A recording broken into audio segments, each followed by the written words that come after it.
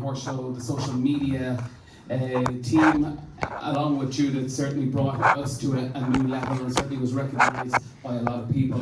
Today she's going to moderate the session and she has an expert panel in Stephen O'Dwyer from Trojan Track, Byrne from EquiRatings and Professor Tomas Ward from DCU. So give them a big round of applause.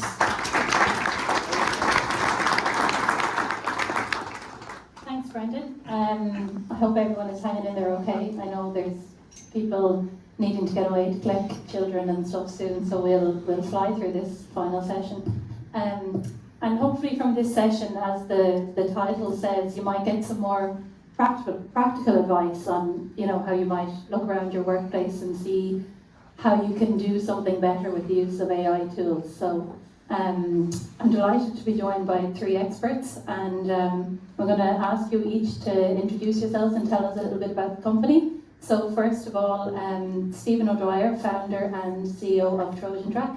Take it away. Hi everyone, and thanks a million for having me. It's actually great to see so many people turned out to an event like this. I thought with AI in the title that a lot of people would turn their backs on it, but it's good to see there's a lot of interest in the industry at the moment.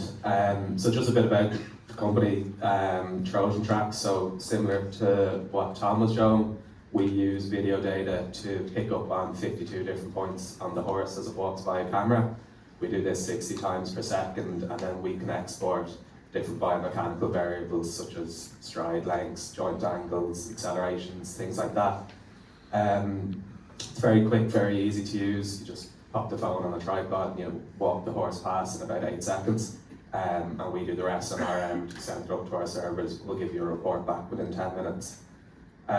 Just a bit about my journey. I know this is kind of how to introduce AI into your business. So I went to university and did biomedical engineering, and I got introduced to this technology through my thesis project on humans, and I thought, okay, eureka, I'm going to do this on horses. And that was 4 years ago, and we still haven't gone fully commercial yet. So if you are thinking about introducing AI into your company, just know, number one, you need a lot of data to pull on. So like Tom was saying, he has thousands of label frames that he's worked on. I kind of had a similar issue where I was locked up in my bedroom for about 6 months, just clicking on a horse time after again, 52 different points every time. I thought it would work within 2-3 weeks and I could start selling it then. That's not generally the case. It requires a lot of work. Now I know with the advancements in AI, you might need a bit less training data, but if you're really going to sell it to someone or you really want to stand over it yourself, I think it's very important that you have to put in that hard work, get the data that you need, make sure it's clean data. I made mistakes in the past where I hired interns to do that labeling for me because I got so fed up with it, and that cost me 4 months. So yeah, you have to be able to stand over the data yourselves and make sure that you're putting in the right data into these sort of black box systems that you might not know what they do. It's really the data that you feed in, it's the most valuable thing. Thank you, Stephen.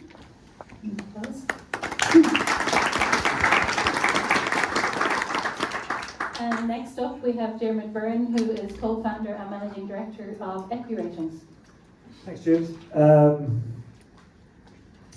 So 12 or 13 years ago, I knew nothing about horses at all. Kevin mentioned X and Twitter, and it's difficult when you're starting out. That was one of the ways we started out. I was really good friends with an event writer, Sam Watson. We were in school together, we were in university together. Ended up starting to go to badminton and Burley and championships and things with him. And I was so locked out of it. I was a big sports fan, loved hurling, grew up playing hurling and loved football. But I was going to an event, a big sports event, and I just didn't really get what was going on. And there was no one really telling me either. Like, there's good commentary if you know what they're talking about.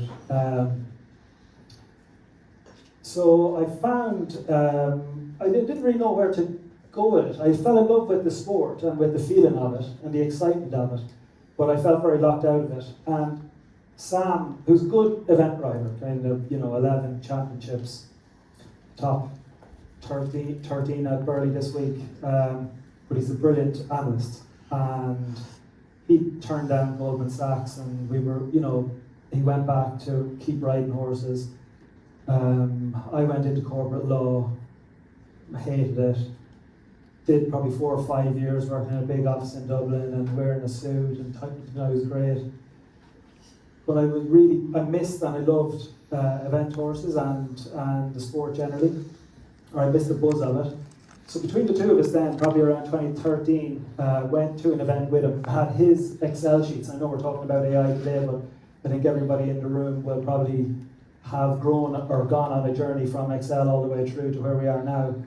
I had his Excel sheets, he was competing, and I knew nothing really about the sport, but I could see that we had certain things that he was using to kind of moneyball his own performance, which was just tracking all of the event riders into competition. At the time it was William Fox-Pitt, Andrew Nicholson, Ingrid Klimke. We were looking at their horses, what dressage score they'd scored recently and previously. We weighted that based on what level or on how other horses had been judged on the day. We had a very basic predictive algorithm, and Anna was talking about hers. We're similar now in terms of the models we've built for eventing and show jumping, but back then we were looking at like 6 run averages, but there was nothing else, and there still isn't that much more. I went into a commentary. First I started tweeting, and I said the next person into the ring is Ingrid Klimke, never been to badminton before. We think she's going to score 32. And there is a lot of variability in these things, not as much in dressage or in parts of jumping, but a lot in dressage. You can be pretty good on averages. So I said she's going to score 32. She did-ish, 32 point something. Then it was it happened 3 or 4 times in a row, and the commentary box tweeted me and said, "Who are you and what are you doing?" And I was invited into the commentary box. And I was sitting in beside Lucinda Green and Mark Todd, in between the two of them, and I didn't know who they were. And they just gave me a microphone and said, "Well, what's going to happen next?" And then in this accent, I remember it was Nicholas Tuzon, and I said, "Well, I don't think it's going to be very good at all." And it wasn't. And we got started. It was actually the Irish Field then wrote an article to say Sam Watson's friend commentates at badminton. Gene Mitchell then employed us to do the commentary at Tattersalls. From that event, a big Olympic team came to us and said, "You guys seem to know a lot around what's happening and what might happen in the sport." So we worked with them for a couple of years. We transitioned from performance and high performance and how to win medals into assessing risk management, and rather than looking at the variables that help a horse win, we began to look at what was the profile of horses who were performing poorly and falling in the sport, and we developed a risk metric, which then went on to be used and is used now as part of the rules of the sport, both here in Ireland, the US, the UK, and actually at every international all around the world, alongside the FEI. And that was the eventing journey. And we got to COVID, eventing stopped, and then we transitioned into jumping, slightly different profile. But it really built on these 3 pillars, beginning with data, taking a data-driven approach. So A, performance, B, risk management. Then in the last 5 or 6 years, we've moved into a lot more storytelling and what it actually means. The data's fine. The data can tell you Lord Scraflow has won 2 badmintons and 2 Burleys. But the emotion that you feel when the commentators and Nick Luck is able to say immediately as that horse jumps the last fence at Burley on Sunday that no horse in history has ever won 2 badmintons and 2 Burleys, and now we're actually talking about a horse like Ginny Elliott's Priceless, who had 2 and 1, or Andrew Nicholson's Avebury, who had 3. The story is what really then makes it matter. So those elements have all come together. So now we've used AI probably across all elements of our business, Judith, to increase that scale, to do more and more shows with the same team, more and more teams. We've 10 Olympic teams, 5 countries, every competition uses risk management, and now we do multiple shows every weekend, supporting fans, commentators, TV, social media. Thank you.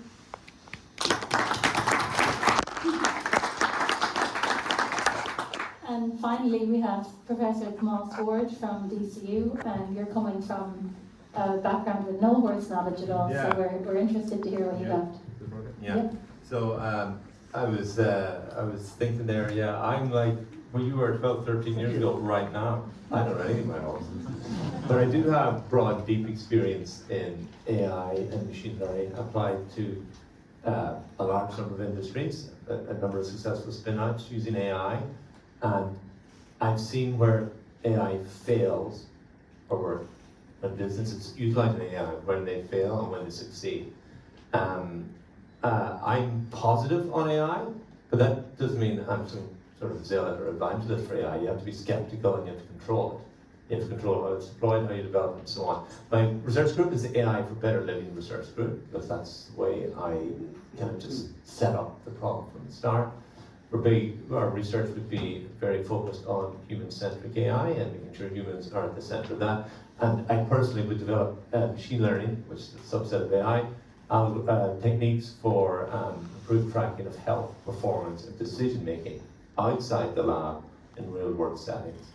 And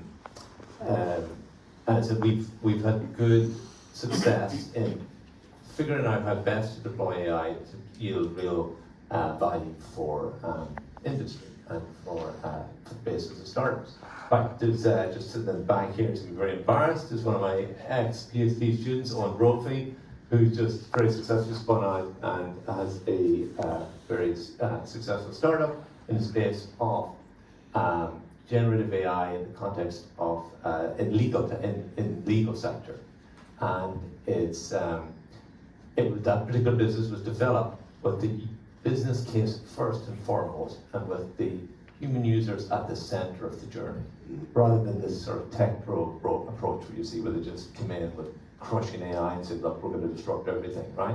That doesn't work, because ultimately humans make decisions, and humans like to be part of the process. So that's, if you have time, you could chat to Owen Brophy to see how it's done well. What else do I say? And thankfully you didn't put up the slides. I was embarrassed. I ended up with some slides here because I thought, these two guys would stack up the slides. So thankfully you don't have them up. That's good. No, I'm not going to use them. I'm also the director of Insight, Ireland's largest research centre in data analytics. There's 4 directors, and it spans all universities in Ireland. It was a response to a fragmented research landscape in Ireland, which is a typical Irish setup, right? But rather than, I suppose, unifying, it'd be very unpalatable for many, like bringing universities together. We built a virtual research centre sitting over all the universities that brings together the best in AI and data science, creating critical mass and sort of a centre to compete at an international level. So the last thing I'll say before we move to questions, if there's, maybe I will use the slide for this.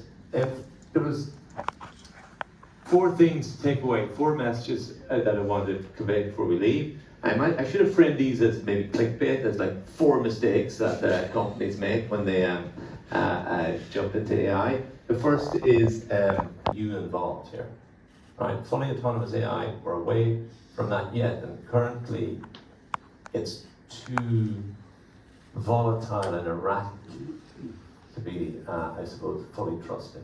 Always in the human in the loop. The third thing I was going to say, and this is probably the biggest failure point, people get so excited about AI, they jump head first or feet first without thinking, what are we trying to get out of this? You've got to focus on your return on investment. You've got to focus on what problem am I trying to solve here? And how will solving that problem, move the bottom line or improve whatever metric that's important to you as a company from a business case perspective. Then you pull back and have a look at what are the characteristics of the solution that might get you there.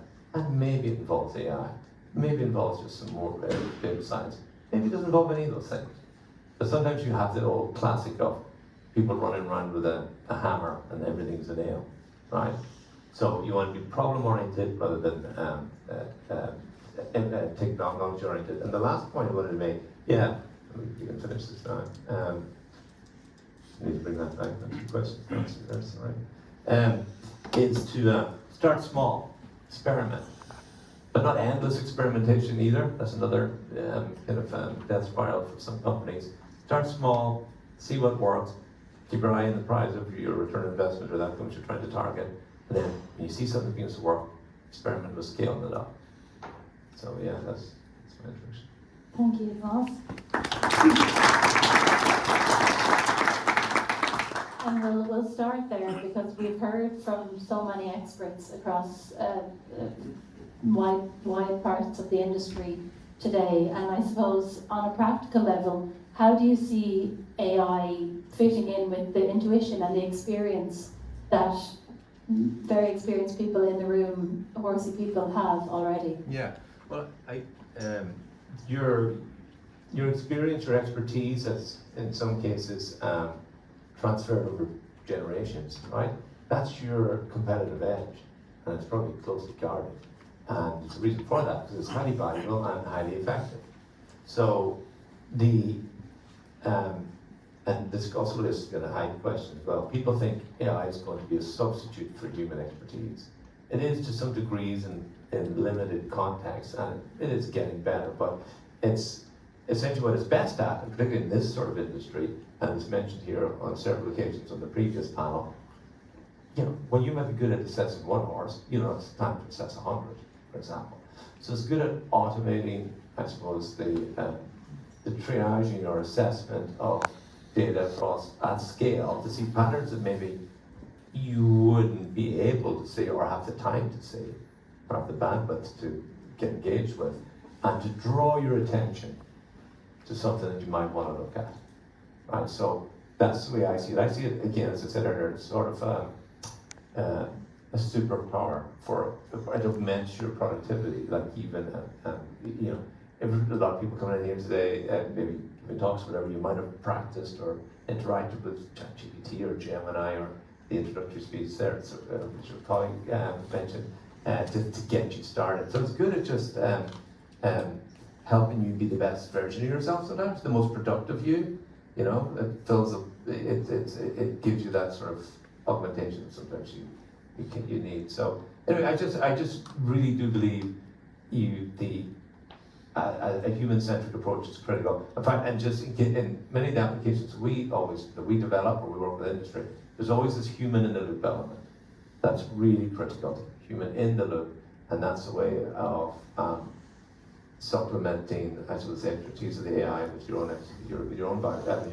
knowledge. In fact, that was mentioned in the last panel as well, where the best outcomes were a combination of the data analytics, maybe the trainer's perspective, and another human expert perspective. That sort of ensemble approach. Jerm, I know you have a lot of thoughts on kind of how AI can enhance the business, and I suppose in a way EquiRatings is out on its own in the sport horse industry in terms of data, and I know you see it going a certain way, but I suppose one thing that EquiRatings does is it puts out the data, but it also tells a story, and that's something that you're amazing at, is getting the passion and the story across. Tell me about kind of how you see that going over the next few years. I think it's a really interesting time. Tomas mentions that human in the loop. I'd be really conscious of at a time when if you get used to working with a LLM or with a model for a long time, you become reliant on them. Like, you begin to think, like, actually we wouldn't be able to get through all of this work without this superpower or this piece of magic here beside you. And I'd be really conscious, Tomas, as you say, human in the loop. There is things that the machines can't do. They'll get close to it and they'll try to replicate what we're teaching them.